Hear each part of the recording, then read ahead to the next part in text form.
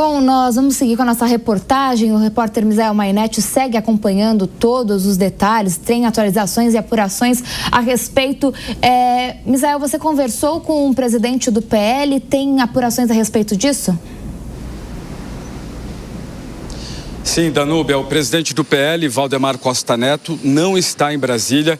Ele está em viagem para Minas Gerais. Se limitou a dizer, abre aspas, ele já estava preso, fecha aspas. Parece uma declaração que não tem muita importância, mas tem sim. Se a gente analisar para Valdemar Costa Neto, dá a entender que não é grande novidade, porque Bolsonaro já estava preso e agora segue com a prisão preventiva, como ele já esperava pelo visto. Se limitou a dizer isso, tentei mais declarações em frase, em áudio ou em vídeo.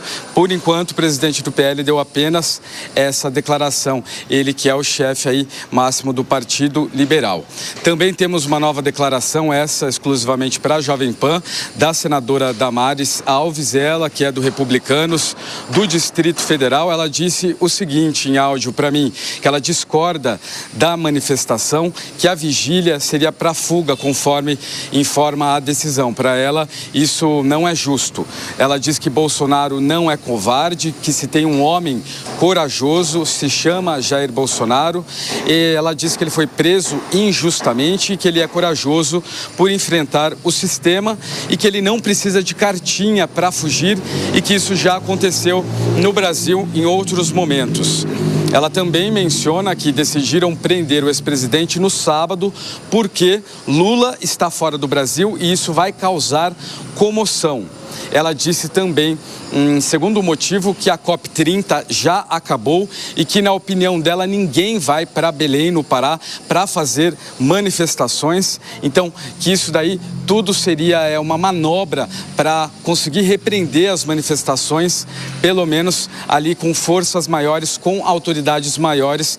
Uma, porque Lula não está no Brasil, e dois, porque a COP30 já acabou. Então, para ela, é tudo planejado. Frase dela, é tudo planejado.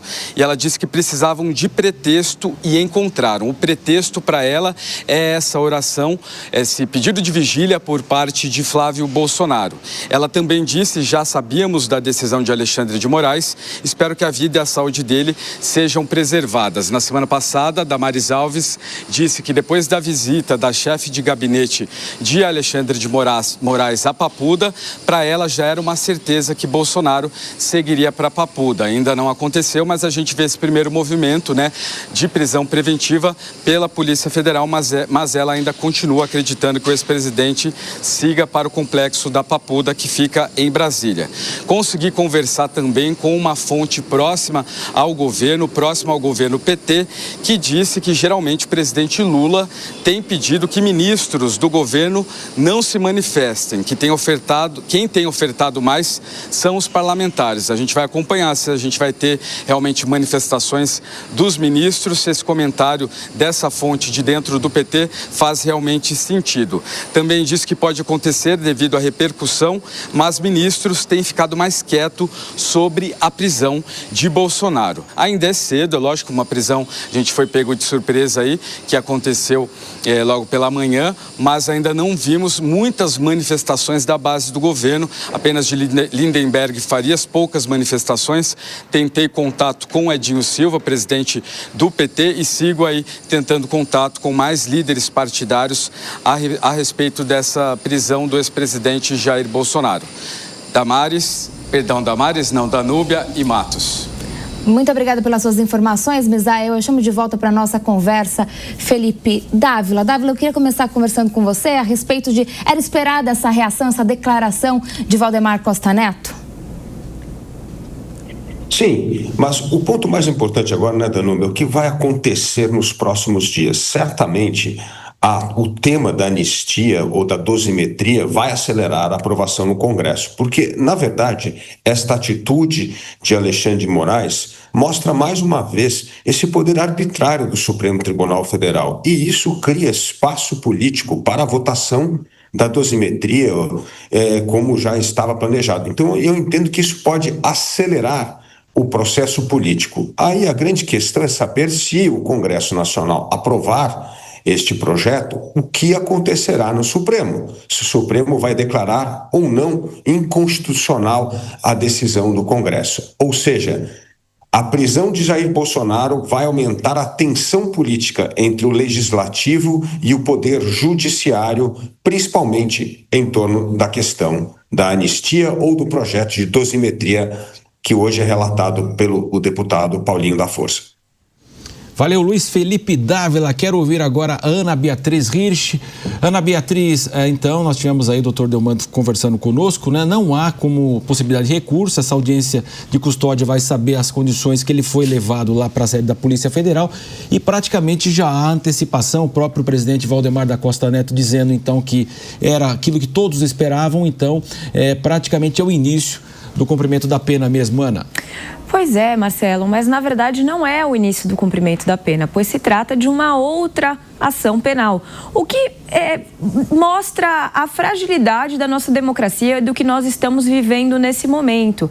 Veja, o professor Roberto Delmanto, ele comentou sobre a fragilidade dos argumentos, sobre como havia uma responsabilização do ex-presidente sobre atos que não partiram do ex-presidente, que partiram do seu filho. Então, existe uma série de questionamentos acerca dessa decisão que enfraquecem a democracia. Uma série de questionamentos que fazem força às narrativas de que existe uma perseguição política, de que as coisas acontecem de maneira indevida dentro do nosso país, independentemente da ideologia ou do lado pelo qual você torce, isso não é desejável como país. O que nós gostaríamos e precisaríamos ver seria uma decisão robusta, uma decisão transparente, caso fosse mesmo necessária a progressão dessa prisão de domiciliar para preventiva dentro do sistema carcerário brasileiro.